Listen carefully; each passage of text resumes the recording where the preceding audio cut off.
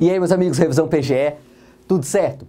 Vamos começar hoje uma nova série de vídeos aqui no nosso canal. Essa série é um pouco curta, são só 3 vídeos para falarmos de um dos temas mais importantes do direito financeiro e muito importantes para provas de procuradorias, beleza? Esse tema são as despesas com o pessoal, especialmente as limitações que temos nas despesas com o pessoal. Beleza? Se você é novo aqui no canal, já peço para se inscrever que todo dia a gente traz conteúdo de qualidade aqui. Beleza?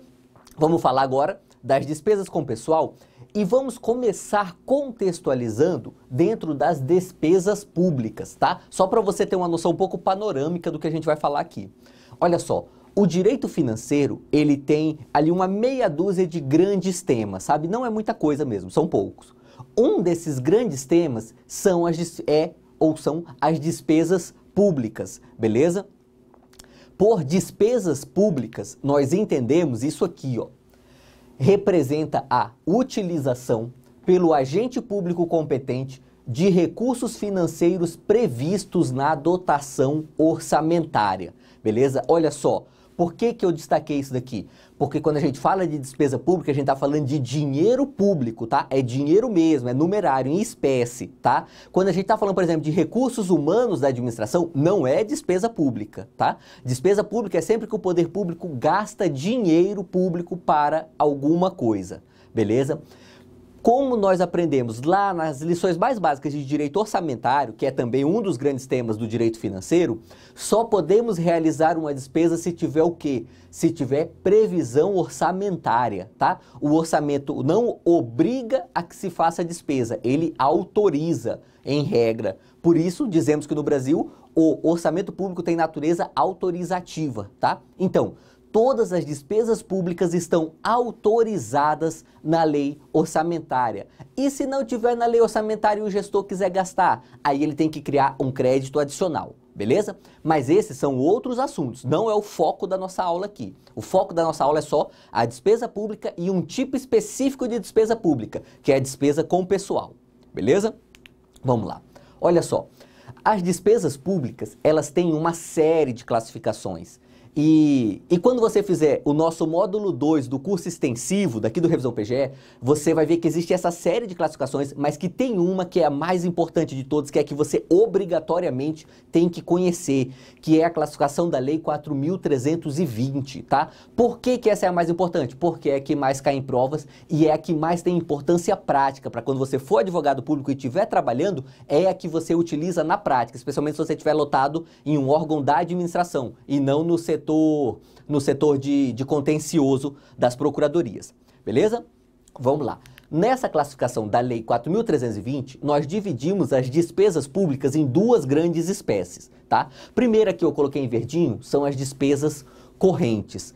Por despesas correntes, nós entendemos todas aquelas em que o poder público gasta o dinheiro para manter a máquina pública funcionando. Por isso que tem esse nome de correntes. É porque são despesas do cotidiano mesmo, elas são correntes. As despesas de capital, por outro lado, são aquelas que o poder público não faz simplesmente para manter a máquina funcionando. Ele faz para acrescentar o patrimônio público. O patrimônio público terá um incremento sempre que o poder público realizar uma despesa de capital. Por exemplo, construir o prédio da Procuradoria. Construir o prédio da Procuradoria. O patrimônio público teve um incremento? Teve. Antes nós não tínhamos um imóvel, agora nós temos um imóvel público. Beleza? Por isso, construir o prédio da Procuradoria é uma despesa de capital. Agora, pagar o salário do procurador, aí é despesa corrente. Por quê? Porque o procurador ele não está lá para virar um patrimônio da administração. Ele está lá para prestar serviço todo dia e, ao fim do mês, receber a remuneração por esse serviço prestado. Beleza? Quando falamos da despesa pública com o pessoal, que é o objeto dessa nossa aula, nós estamos falando sempre de despesas correntes, tá? Despesas com o pessoal nunca será despesa de capital, beleza? Em regra, será despesa corrente na categoria despesa de custeio, porém, por vezes, também será transferência corrente. Vamos entender melhor isso aqui, vamos analisar agora essas duas espécies que estão dentro do gênero despesas correntes, beleza? Olha só, nas despesas correntes nós temos a despesa de custeio e a transferência corrente. O que caracteriza a despesa de custeio é o que está em vermelhinho aqui, ó. Tem contrapartida para o Estado. Ou seja, sempre que o Estado ele paga, mas ele recebe algo de volta, nós estamos falando de uma despesa de custeio. É o caso do salário do procurador, é o caso do salário de todos os servidores públicos. Por quê? O Estado paga o salário? Paga, mas em contrapartida, o servidor passa 40 horas por semana à disposição do Estado para prestar o seu serviço, beleza? Por isso que as despesas de custeio são a manutenção dos serviços públicos, o pagamento de salários, como a gente está falando, e os materiais de consumo, aqueles materiais de expediente, por exemplo, papel sulfite para as impressoras da administração pública. Isso é despesa de custeio, beleza? As transferências correntes, por outro lado, são aquelas espécies de despesas correntes que não têm contrapartida para o Estado. Ou seja, o Estado ele paga um recurso público e não recebe nada de volta.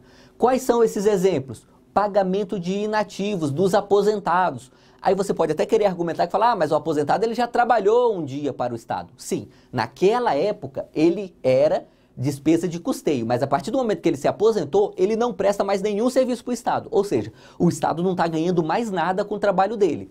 Por outro lado, o Estado está pagando o provento de aposentadoria. Por isso, é uma transferência corrente, os pagamentos de inativos. E também o pagamento de juros da dívida, beleza? Juros da dívida também é um exemplo de transferência corrente.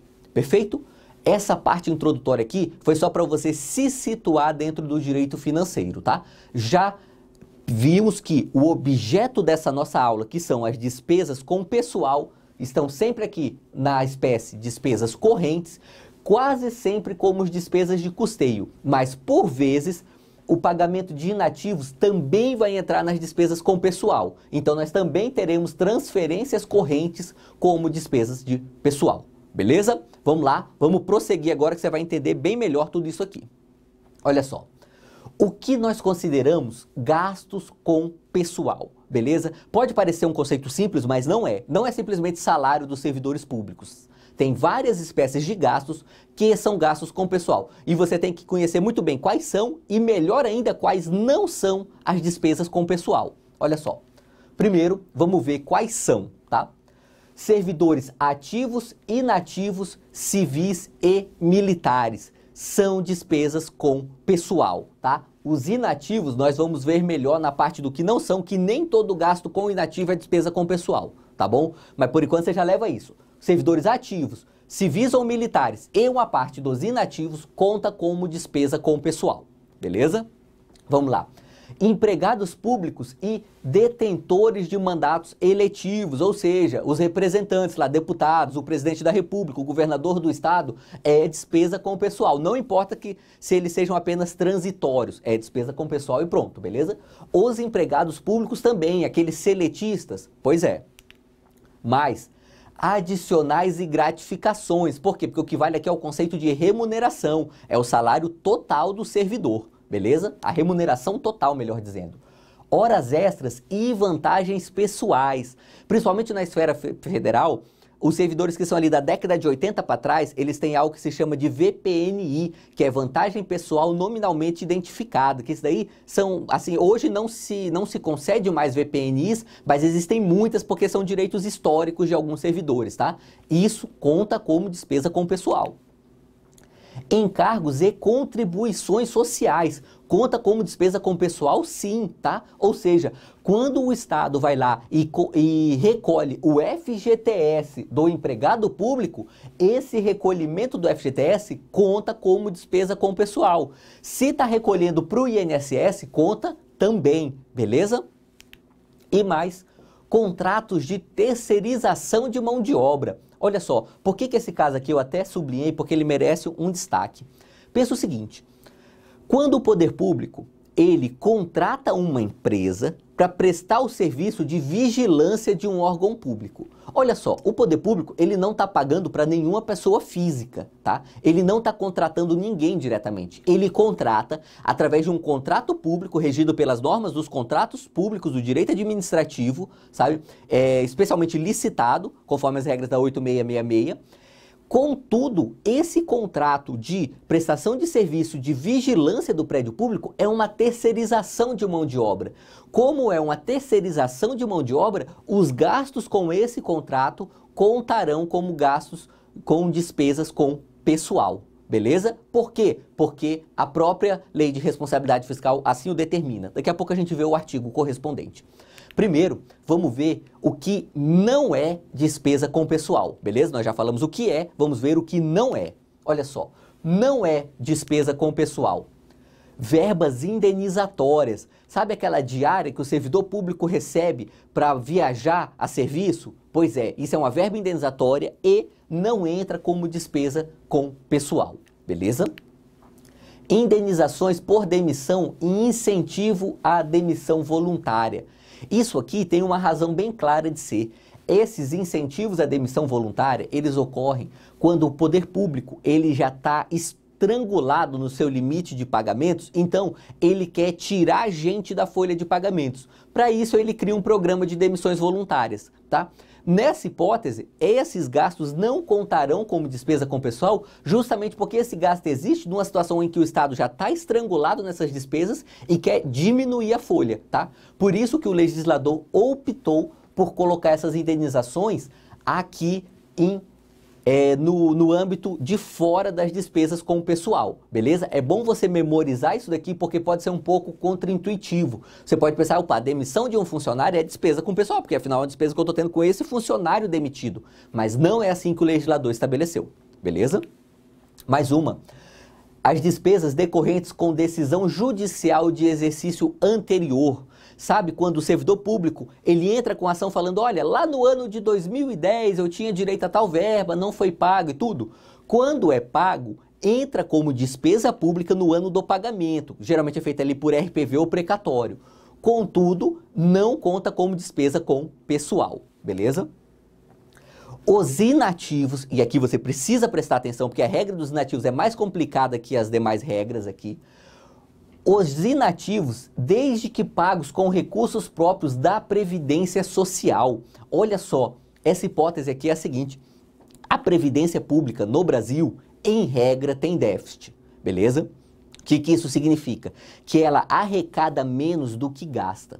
Então imagina assim, o estado do Amapá, ele arrecadou 100 milhões de reais com contribuições previdenciárias para os servidores. Beleza? Beleza. Contudo, ele gastou 150 milhões com as despesas dos proventos de aposentadorias e pensões desses inativos. Como isso vai contar? Os 100 milhões que vieram das contribuições previdenciárias não entram como despesa com pessoal, tá? Ele entra como despesas gerais só, não entra nesse nosso cômputo. Agora, os 50 milhões que excederam a arrecadação e que os cofres públicos vão ter que complementar, esses 50 milhões entra sim nesses nossos cálculos de despesas com pessoal. Beleza? Então, olha só, para os inativos a regra é um pouquinho complicadinha mesmo, porque nós temos duas situações. O que veio das contribuições previdenciárias não conta e o que não veio das contribuições previdenciárias. O que veio daquilo que a gente chama ali no jargão da administração pública de fonte 100, ou seja, da conta única do Estado. Isso que veio dessa conta única para complementar os proventos de aposentadoria, essa parte conta como despesa com pessoal, beleza? Mesmo sendo uma transferência corrente, como nós vimos lá no conceito anterior da Lei 4.320. Mesmo sendo uma transferência corrente, vai contar como despesa com o pessoal. Beleza? Vamos lá? Para fechar essa nossa primeira parte agora, só para deixar bem claro, olha aqui, ó, no artigo 18, parágrafo 1º da Lei de Responsabilidade Fiscal, é onde está definido que as despesas decorrentes de terceirização de mão de obra contam como despesas de pessoal. A lei até chamou de outras despesas de pessoal. Isso não é importante para a gente. O importante é que conta como despesa de pessoal, sim. E aqui, no parágrafo 2º, é importante você conhecer já a regra de qual é o parâmetro que nós utilizamos aqui. Isso vai ser melhor aprofundado no nosso próximo encontro, na parte 2. Mas olha só. A despesa total com pessoal será apurado somando-se a realizada no mês em referência com a dos 11 imediatamente anteriores, adotando-se o regime de competência. Olha só, que isso quer dizer? Como é que a gente conta a despesa com o pessoal? A gente conta pelo período de um ano, tá? Então a gente pega o que foi gasto neste mês, mais o que foi gasto nos 11 meses anteriores, de tal forma que nós vamos ter um período de 12 meses, e aí esse valor total é a nossa despesa com pessoal. E para que a gente precisa calcular essa despesa com o pessoal? Para ver se está dentro dos percentuais máximos determinados pela Lei de Responsabilidade Fiscal, que é o objeto da parte 2 desses nossos encontros aqui. Beleza? Se gostou do vídeo, deixa aquele like e vamos juntos!